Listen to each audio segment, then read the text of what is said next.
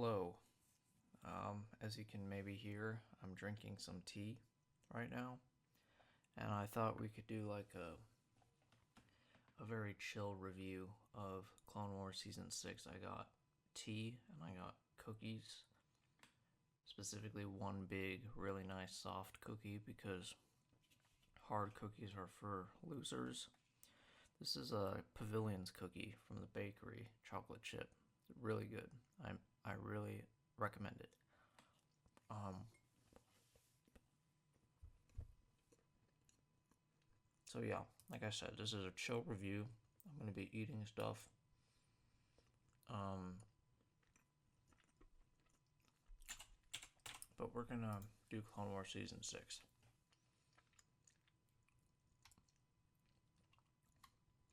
I just realized like it might be kind of uncomfortable listening to someone chew, but I'll try to be somewhat quiet with it. Let's get a drink of tea. Okay, so Season 6.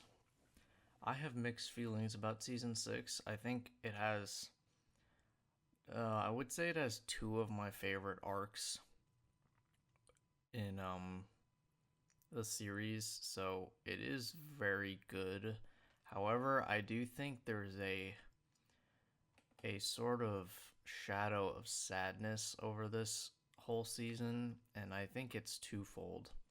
I think the first thing that's undeniable is Disney canceled this before it could really finish. So I'm sure that was on the creator's minds. And also the absence of Ahsoka is kind of a sad thing. Now, I don't know how much of my mixed feelings about this season are due to the fact that what I said, like Disney canceled it, they didn't get to finish their vision, just like kind of upset with how they did it, rather than just judging it for what it is. However, it is very good. And we start out with one of my favorite arcs right here, which is the Order 66 arc.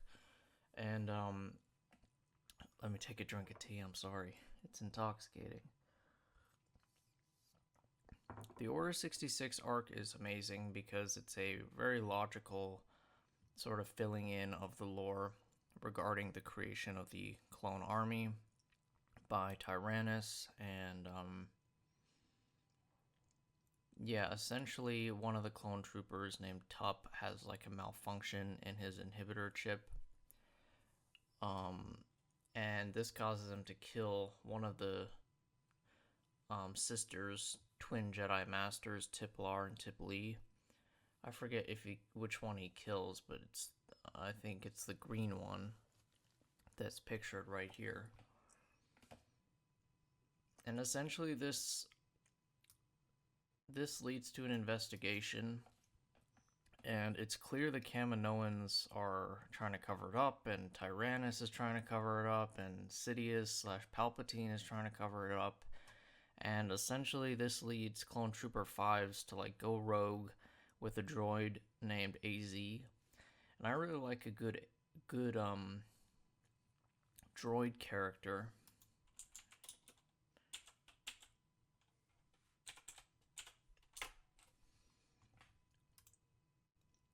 This is AZ.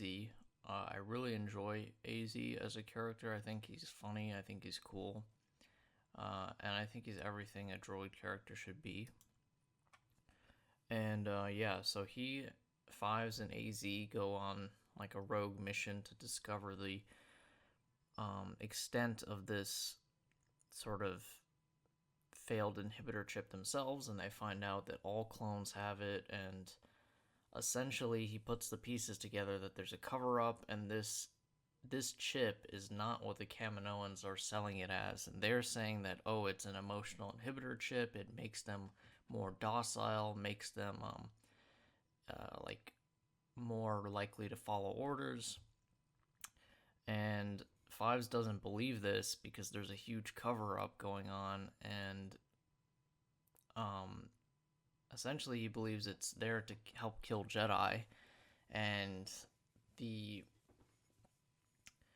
The episode or the arc ends at this like warehouse where he sort of begs for Rex and Anakin's help, and clone troopers dispatched by the Chancellor are sent there, and they take him out. So essentially, the truth dies with him until Order 66 happens, and that is one of the great things about this season. They basically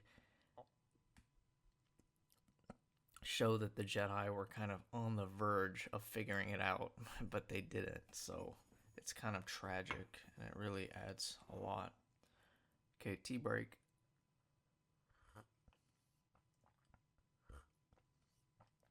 This is some good tea. Twinings tea. That's my brand, Twinings.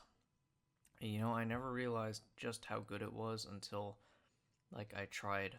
So I do Twinings English breakfast. It's the red type, and then I tried their Irish breakfast, which I had never tried before, and I was just like, wow, the English breakfast is so much better. And then I realized how nice this is. It's not the first time Twinings has made an appearance on my channel, you know. It's the Sussy Boy and Zipper Demon approved brand of tea. Sussy Demon Production Company, responsible for Suscast, our movie parody of Kill Bill, Kill Ethan. It's great. Okay, now another one of my favorite arcs right off the bat. So, as you can see, the first half of this season is really amazing. And this arc is completely underrated, and it's underrated for the reason that it's about banking. And like I can just imagine like people were rating this like, ooh, it's too political. I don't understand. What's interest rates? Uh it's too complicated. So I know why this is in the sevens. However, it is an absolutely amazing arc. The political subtext is amazing, but just the general story is great. I love like the manipulations of Dooku and how it culminates in a great action scene where the Republic, invades Scipio. It's an absolutely amazing scene and arc, but also you get these amazing moments between Anakin and Padme, who, if you don't know, Clovis is her former boyfriend. So there's a lot of tension there from, I think, a season 2 episode where there was tension, but this time Anakin goes insane and starts beating the crap out of him, and then he, like, he's like, holy crap, what did I do? So Padme gets mad at him and is like, I can't see you right now. And it's an amazing, amazing scene. And I think anyone that thinks, like, oh, it's too political, it's like, are you 5? I think a 5-year-old would enjoy this, even if they didn't understand it, But, once they grow up a little bit, why can't you understand it? It's not that difficult.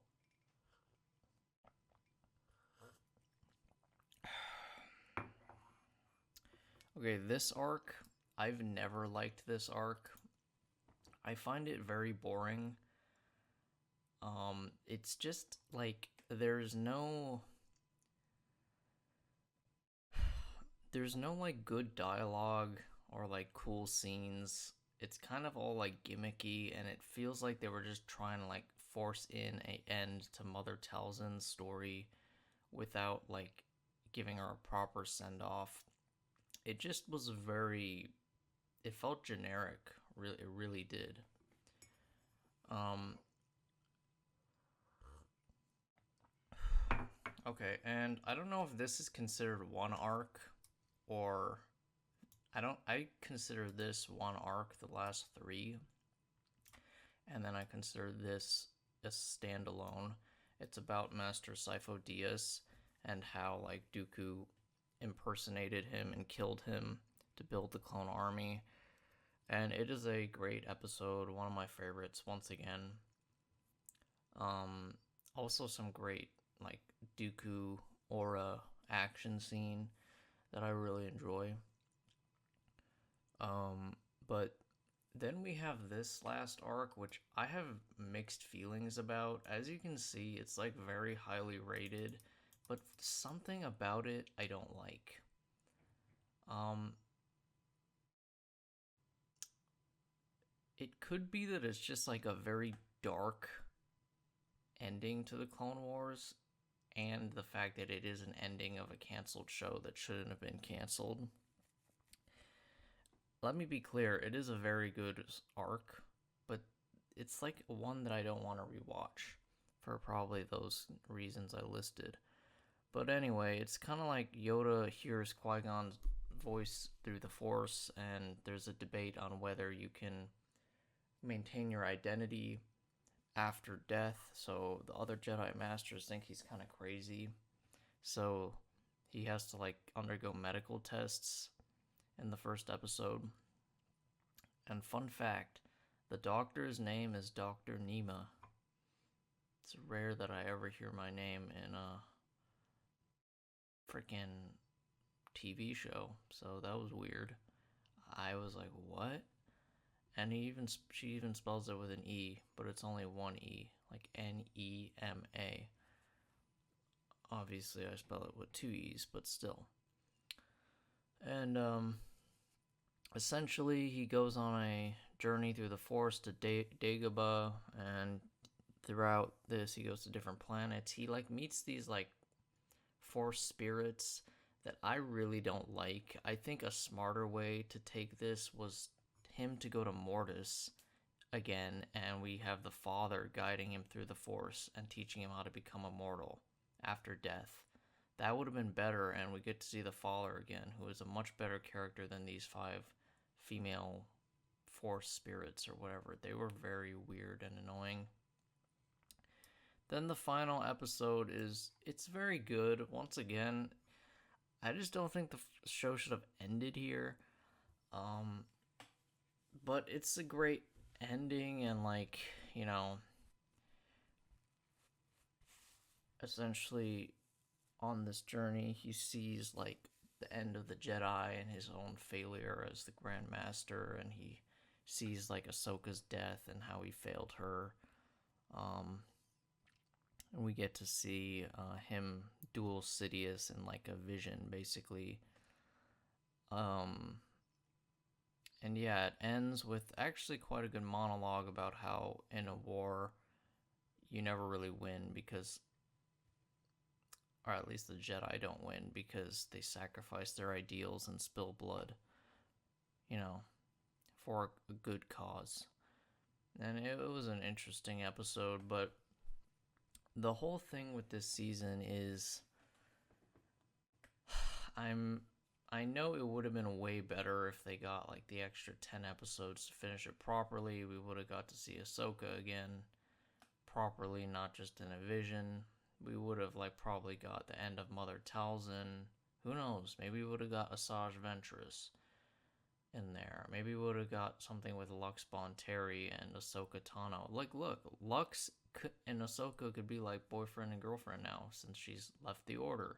So I think they were really planning to do that, but like Disney just came in, bought the company, and was like, oh, you have a successful show? No, we're going to do Rebels, which is a way worse show that really is considerably less thought of fondly than Clone Wars. It had its moments, but overall, a pretty forgettable show compared to the Clone Wars. But my summary for this season is very good overall. However, I have mixed feelings about it. I think the first 2 arcs are pretty sublime, perfect, and then this one is also pretty perfect. This one is not very good, and this one is very good, but I have mixed feelings about it. But yeah, I guess we can eat some cookies here, and maybe what else can we talk about?